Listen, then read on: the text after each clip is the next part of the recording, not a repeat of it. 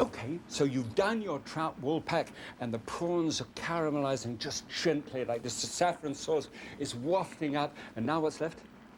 You're right, digest it. But you know, it's said that you are what you eat. That's not true. You are what you digest. That's true. So, on the subject of digestion, I've cooked up something special in this upper oven. Good heavens! It's Bill Nye, the science guy. Bill Nye the Science Guy. Bill Nye the Science Guy. Bill Nye the Science Guy. Science rules. Bill Nye the Science Guy. Inertia is a property of matter. Bill Nye the Science Guy. T minus 7 seconds. Bill Nye the Science Guy. In a way, the food we eat is no more inside our bodies than a finger can be inside the hole of a donut. See, our bodies are like a donut, or like a string of donuts that runs from our mouths all the way through the middle of our bodies and ends up, well, in the end. Eating is amazing because our body is like an engine that runs on fuel, chemicals. Hello. And the fuel, the chemicals we need to keep going, we get from the food we eat. So when you think of food, think of it as fuel for your body. Now when you say fuel, you're saying like we burn it? And you're going, yeah, that's right. Our bodies combine the chemicals in our food with oxygen. The same way you combine the chemicals in a piece of wood with oxygen when you burn a match. Take a look at this. It's our food-powered steam cart of science, and it's gonna run on food. In this case, cereal. We're gonna put a little cereal in the bowl here and burn it. That's right. Should be like grinding food up in your mouth. Now, when our bodies combine the chemicals in our food with oxygen, they do it very efficiently at low temperature.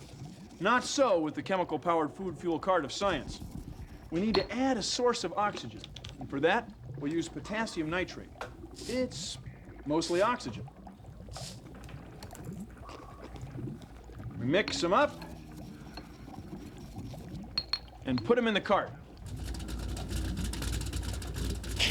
We were running this thing earlier, so we can get it started. Should take off pretty well. There it goes. Now let the boiler build up a little pressure. Okay, that should do it. Yeah! See? Food is fuel. What do you want to do? I don't know. What do you want to do? I don't know. I'm kind of low on energy. We could keep sitting here. Okay. Attention all units. Attention all units. Code orange. 2 kids. Low on energy. Corner of Chime and Pyloric. Respond immediately. Over. Let's roll.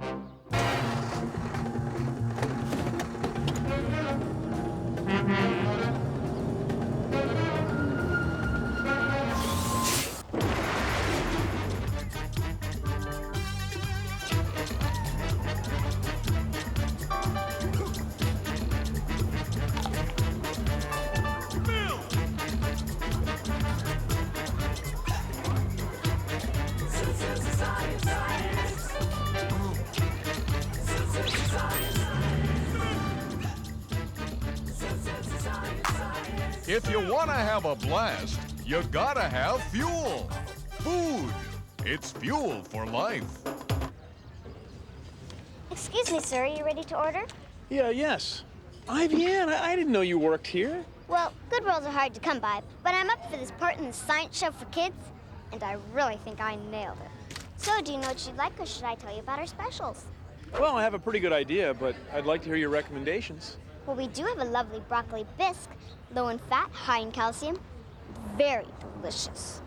I was thinking more along the lines of a sandwich. Ah, well then, I suggest our focaccia bread with sun-dried tomatoes, gorgonzola, and a free-range basil pesto. No, I think I'd like regular peanut butter and jelly. Ah, well then, may I recommend our extra smooth peanut cream with singed hyacinth preserves? No, I think I'd like regular peanut butter and jelly.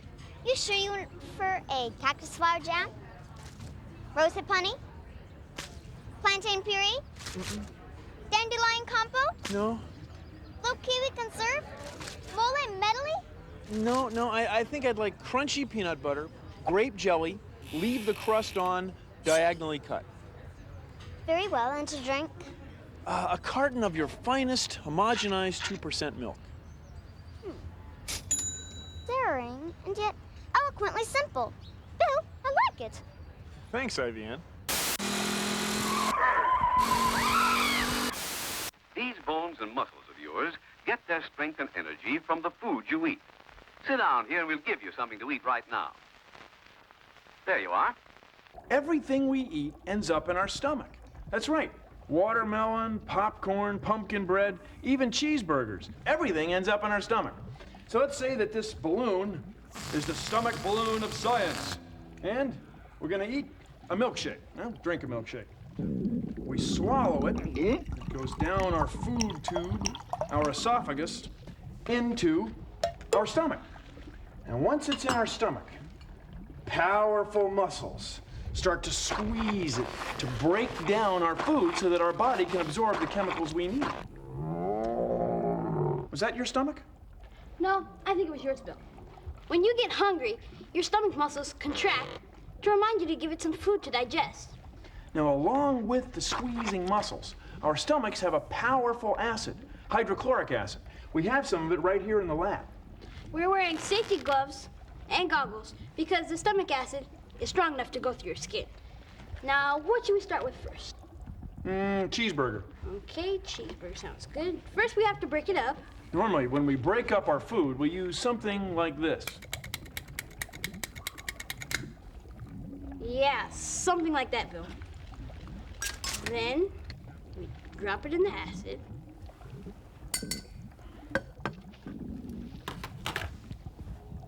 Wait a minute. Nothing's happening. See, it takes hours and hours for the acid in our stomach to break down our food. Now, in this beaker, we have a piece of cheeseburger and some of the same acid. We put it in there last night. Now it's this purplish mess. But it took hours. But listen, the acid in our stomach is very powerful. Take a look. May I use your tongs? Go ahead. This is ordinary aluminum foil, and I'm going to put it in some hydrochloric acid, the same acid we have in our stomach. Now, stick with me. It takes a minute. There it goes. Now, that's what happened to the food in your stomach after you eat it. That's right. So why doesn't acid eat our stomachs? Well, our stomachs are lined with this stuff called mucus. Mucus protects our stomach walls from the acid inside. Plus, you grow a brand new stomach lining every 3 days. But every once in a while, you get what's called an ulcer. Ask your parents about ulcers.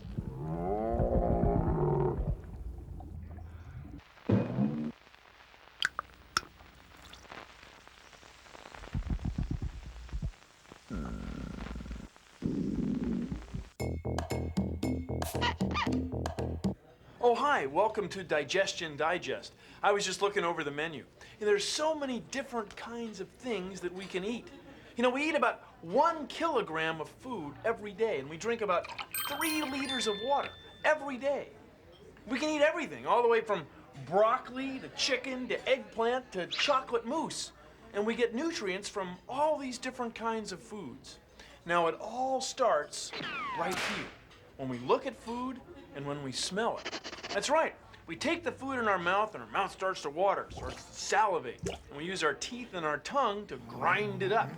And then we swallow. It goes down our food tube, our esophagus, into our stomach. From there, it gets broken down some more by acid and squeezing of our stomach. Then it goes into our small intestine. And that's where enzymes, special chemicals that we have, absorb all the chemicals that we need from our food. Then from the small intestine, it goes into the large intestine, and from there, well, it's on its way. Now, when we say small intestine, you know, it's really not that small. For an adult, for a person like me, Small intestine is about 7 meters long. Now, if you're a kid, it's about 4 meters long. Still, it's pretty doggone long.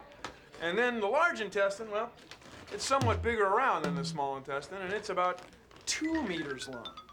So the whole trip is like 10 meters. It can take anywhere from 12 hours to 2 days for the food that we eat to work its way all the way through our bodies to the end. Yeah, that's a lot of information. It's a lot of food. It's a lot to digest. Well, thanks for joining us on Digestion Digest. That's XP. That's the name of our group. That's the name of our singing group. Self-explanatory. See, we got the corn. Even the corn's right out of the garden, too. We got the kids. Take the grub. Okay, kid. Nice little meal here now. Ooh, nice. Ooh, juicy. Never nice tomatoes and stuff, you know. Never. Ain't even have to go to the grocery store to get them, you know. See, we pick these tomatoes with our own bare hands. Yeah, we need corn. Yeah, I got a good crop. Urban jungle here, you know. I think more schools ought to do this, grow their own vegetables as like, you know, class projects, get credit for it. I'm the chef today. Top chef. Make real thin slices. Want cheese? Yes. Made that with our own hands, you know. Yeah, real quick. Happy meal. My favorite part of the day, lunch. And dinner and breakfast and Jalapeno. Tastes great. Let's do it. That's what I call a burger. Hello! It's a long trip to your digestive system. So if you think of your digestive system as a tube, you can see why scientists don't really consider food to be inside your body. What would happen if you ate grapes upside down? Would they go up your throat into your stomach? Try this for yourself at home. Lucky for us, the food we eat doesn't fall from our mouth to our stomach. It's actually pushed along by muscles in our throat. That's called peristalsis. And that's why astronauts are able to eat and digest food in space where there is no gravity. Far out.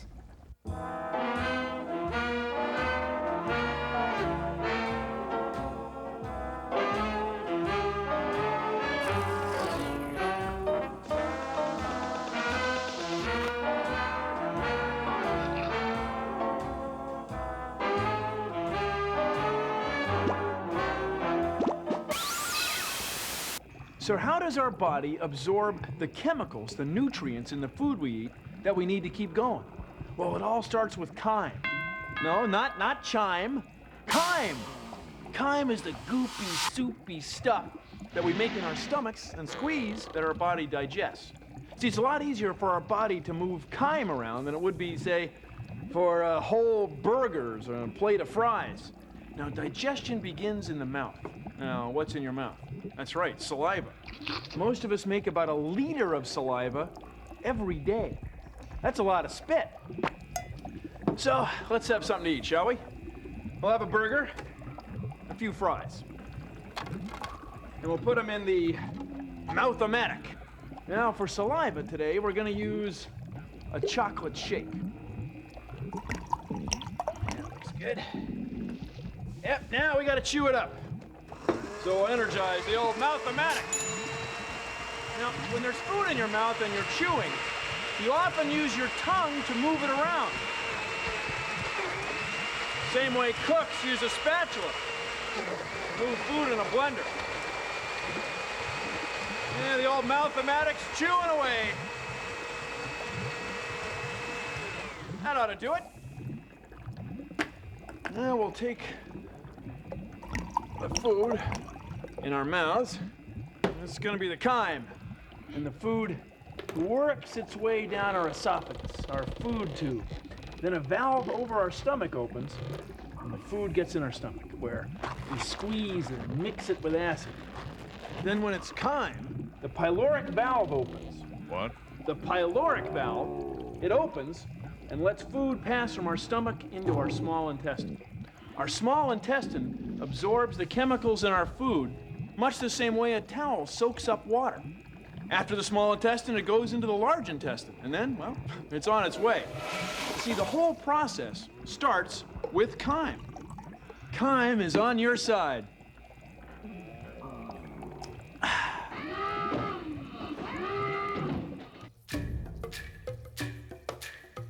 My name is Kathy Sadeo, and I'm a wildlife biologist. I work here at the Point Defiance Zoo and Aquarium in Tacoma.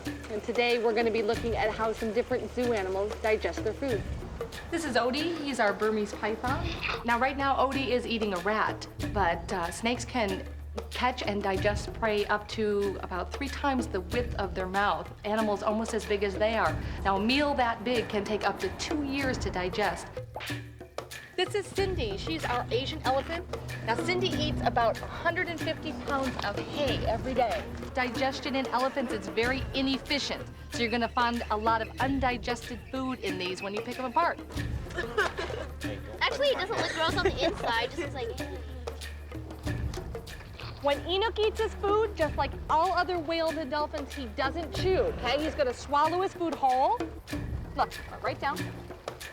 His teeth aren't very big because he doesn't need to swallow that. Otters need to eat a lot of food every day.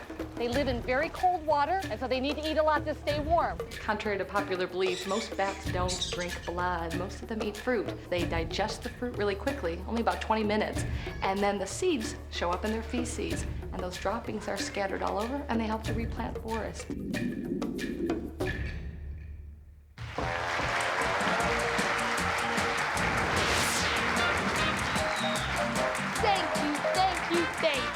Thank you for joining us in these exciting last few minutes of the food pyramid. So far, player 1 is in the lead with 3 servings of milk, yogurt, and cheese, but player 2 is not far behind with 5 servings of bread and 1 fruit. Player 1, please go ahead. Okay, Johnny. I'll take beans for 300 calories, please. Player 1, are you aware that this is the breaking point? If you answer this question correctly, you have reached all 2,200 calories, completing your daily supply as stated in the dietary guidelines, and win a year's supply of the food of your choice. If you answer incorrectly, however, you will lose the fat bonus, and player 2 will win. I'm ready, Johnny. Okay, then. For 300 calories, we're looking for the type of beans served with tacos, player 1. Beans. Just look at all these fabulous beans. Fava beans? No. We're looking for the type of beans served with tacos. White kidney beans? No. Could it be pork and beans? Ooh, I'm sorry. The answer we're looking for is refried beans. That's refried. But that means player 2, you win! We'll see you back here tomorrow night completing the Fruits and Vegetables Hall of Good Taste. Until then, I'm Johnny Digest. Thank you for joining us and happy eating!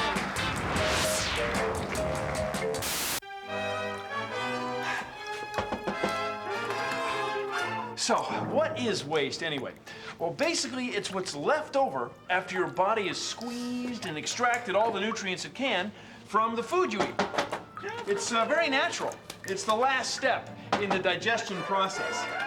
It happens every day.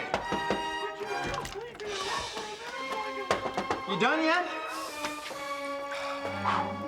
Every day.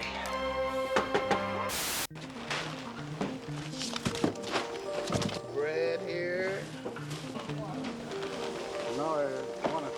So, food is fuel, and everyone needs fuel to keep going. But unfortunately, not everyone can get enough fuel. And that's why we have places like these. This is a food bank. It's a place where people can come to get food. So right here we have beans and rice. Together they make a complete protein. That's good. That's real good. But just a minute. See, we have the richest society in the history of the world.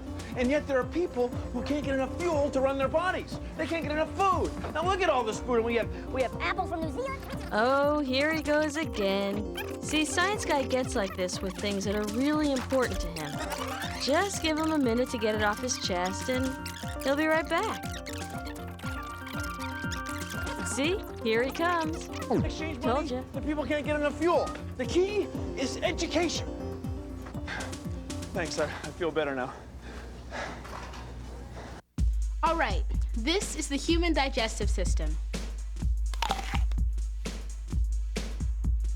Food goes in our mouth, then our teeth grind it and mash it up. That helps break the food down so our body can get access to the nutrients. Then it travels to our stomach, where it's mixed with hydrochloric acid to help break it down even more. Then into the small intestine, a very long tube where the food winds through over 7 meters of wrinkles and bends as our body absorbs and digests it. Next stop, the large intestine.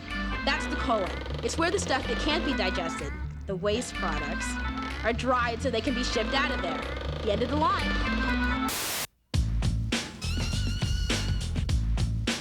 Here comes the food.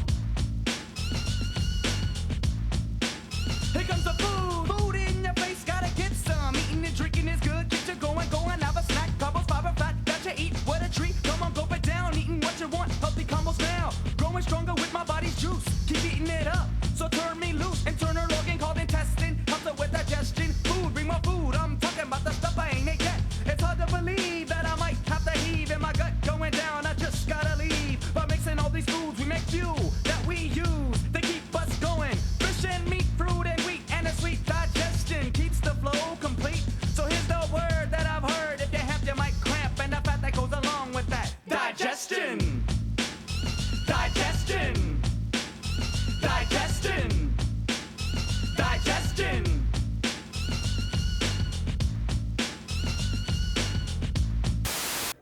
Well, that's our show. Thanks for joining us.